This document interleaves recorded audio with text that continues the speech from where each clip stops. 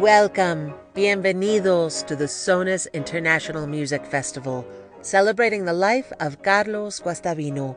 Tonight, in collaboration with the Latin American Music Center at the Catholic University of America, we feature Nancy Roldán and José Cueto in Romancing the Sound.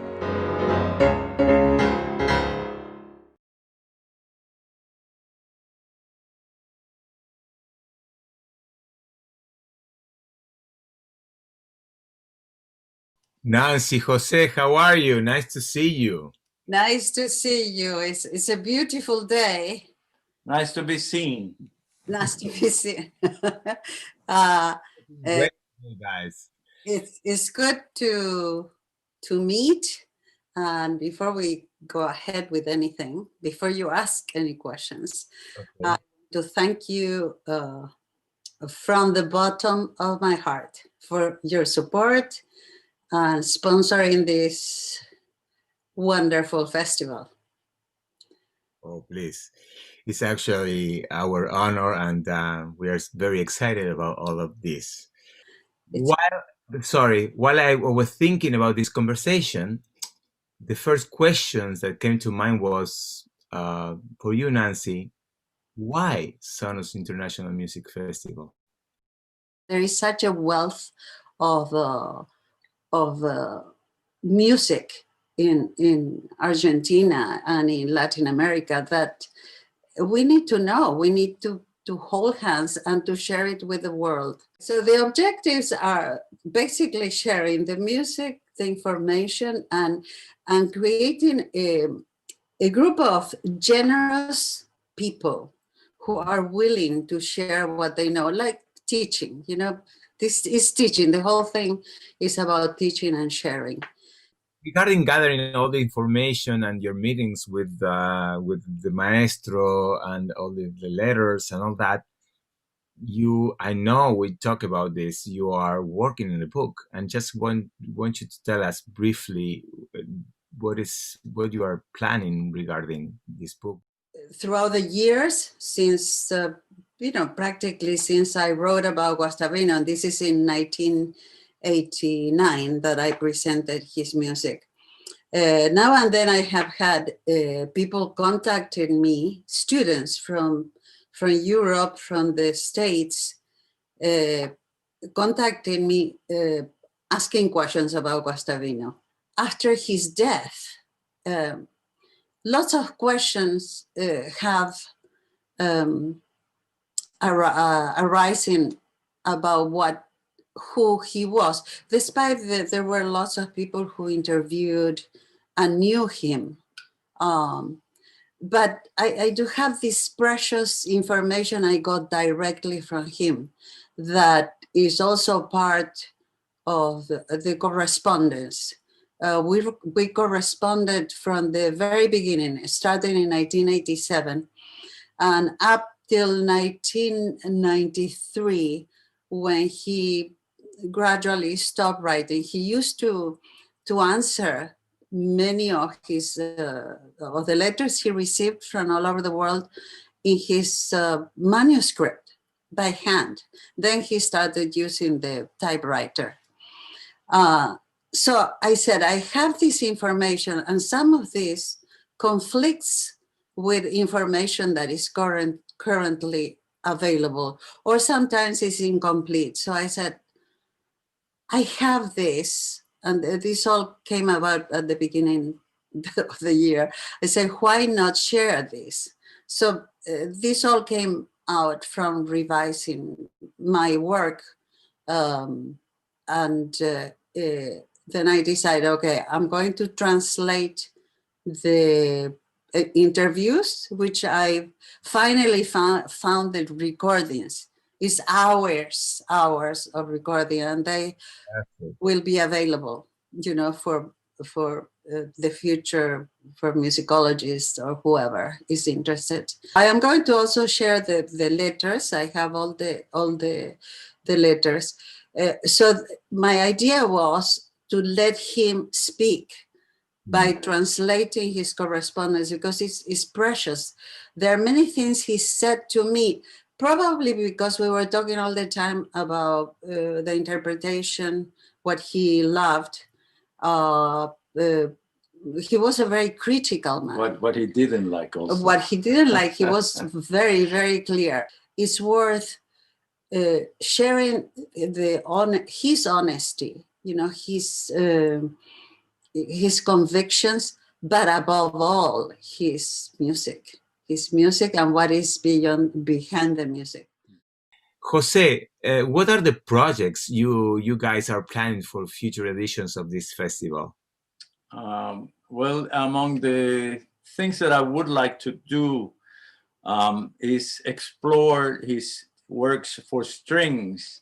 He has a very limited amount, but there are works out there that are known at all in this country.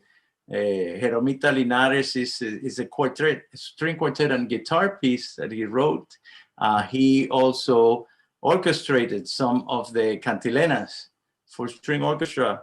I myself, knowing that he was a supreme songwriter, there are many songs that I myself would like to transcribe for violin and piano. Jose himself made a transcription of La Rosa y el Sauce for a string orchestra. And tell him about that. Yes.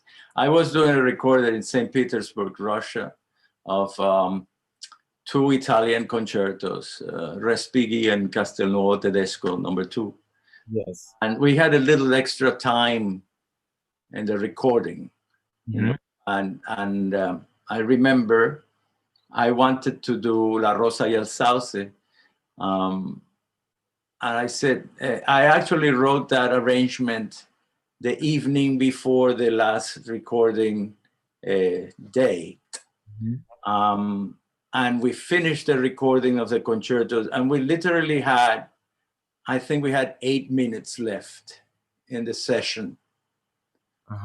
I distributed the parts to the orchestra. I was the St. Petersburg Symphony Orchestra.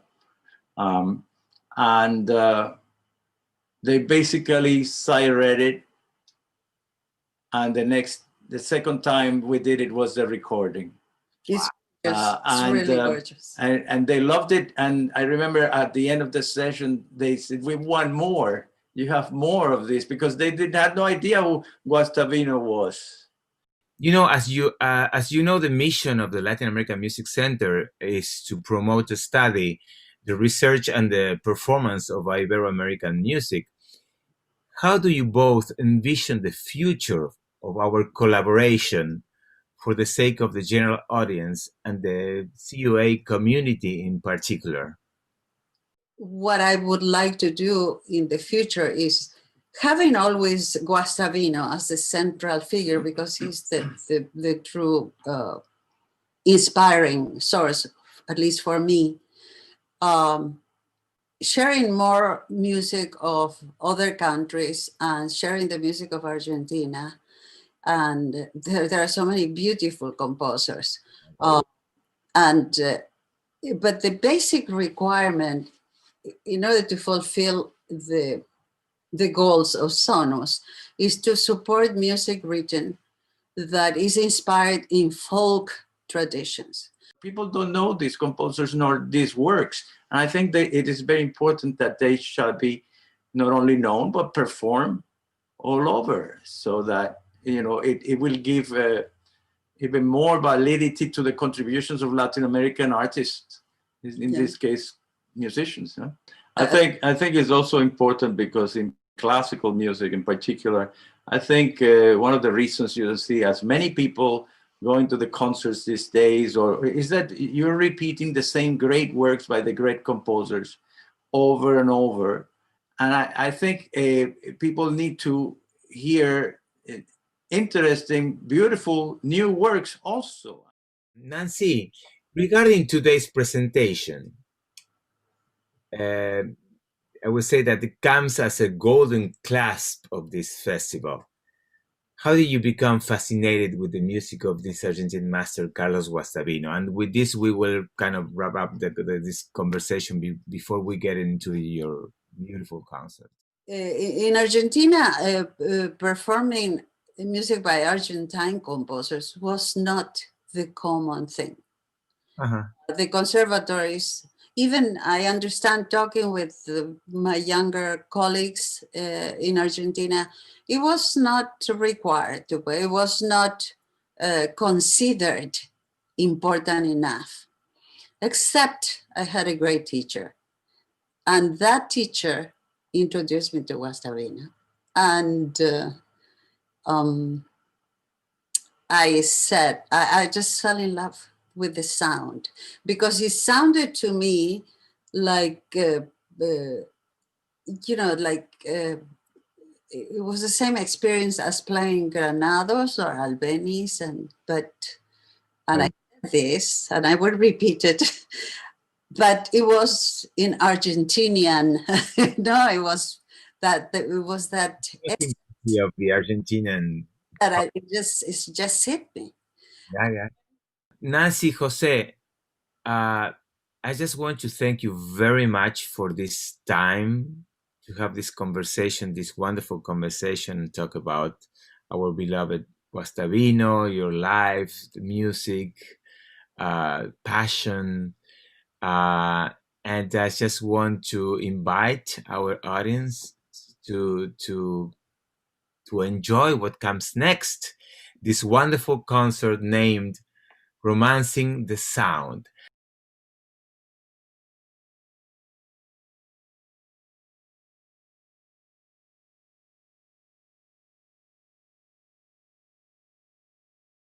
So tell me a little bit, you mentioned that this is one of his last works. It's the last work he wrote for piano solo as well. Yeah, it's the last set, and it comes right before he went into this mysterious silence.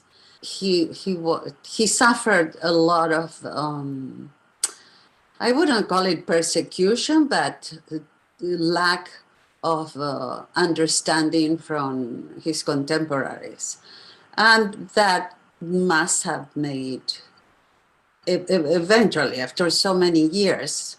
You know, he was born in 1912, and here we are talking about 1974. He must have been tired of creating and being criticized.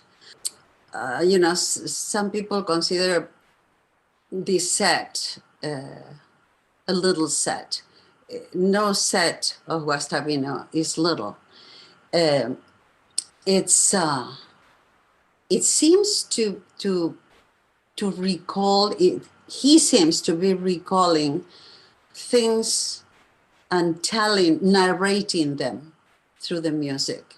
They feel natural. Playing them, when I started reading them, I felt like I was playing for my parents, who loved, loved to sit and listen when we had parties, and they love waltzes. There is a waltz among all the pieces. All the rhythms are.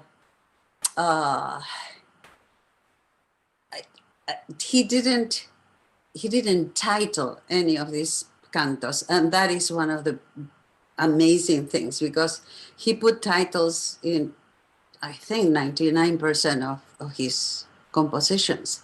This is not. He just numbered them in Roman numerals.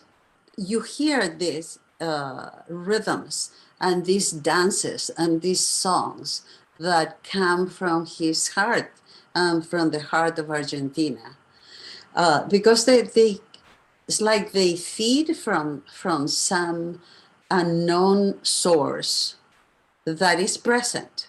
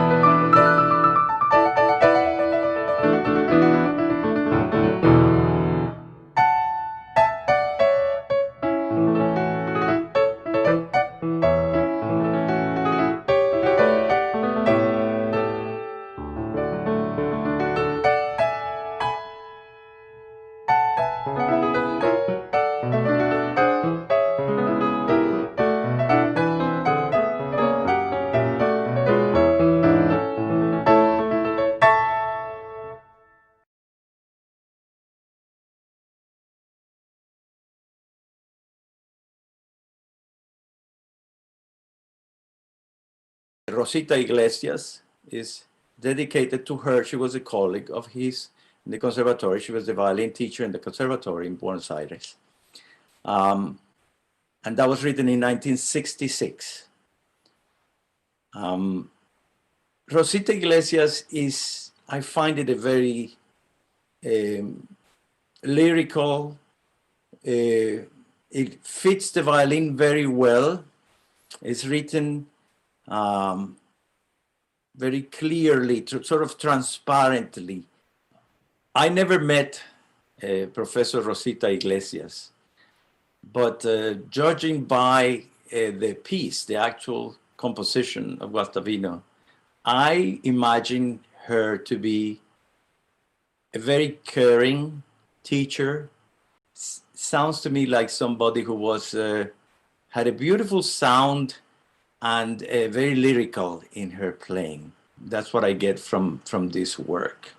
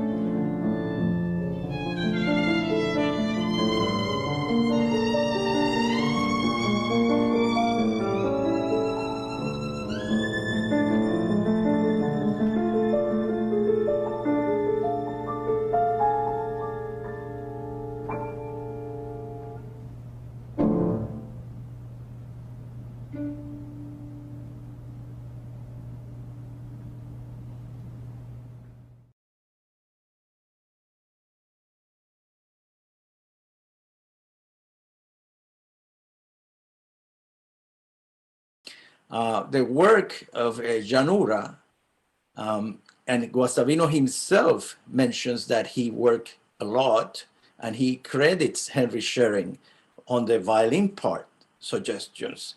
And I can tell that obviously Schering had a lot to do with that violin part, because in the middle of that piece, there's some really difficult section. The middle section of the work is quite virtuosic, and it's very difficult, but it's very violinistic at the same time.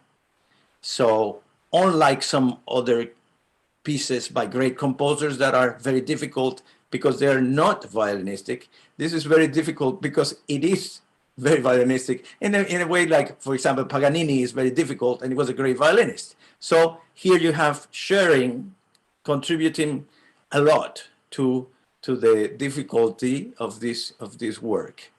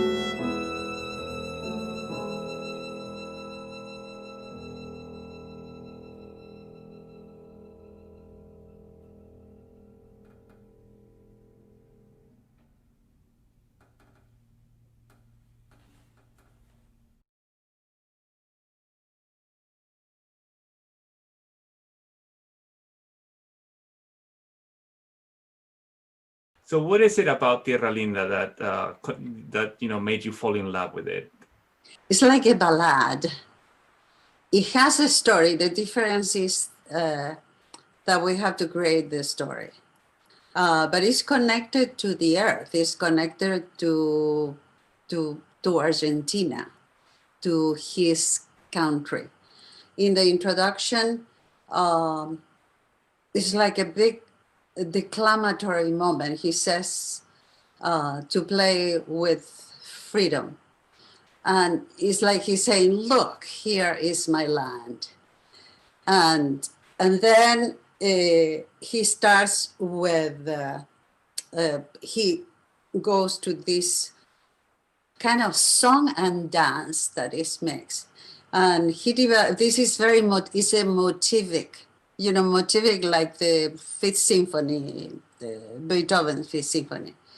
It's a very simple theme, 3 notes repeated, ta-da-di-ta-ta-ta-ta-ta. It's a constant rhythm, but there is always an underlining second motive that is more lyrical.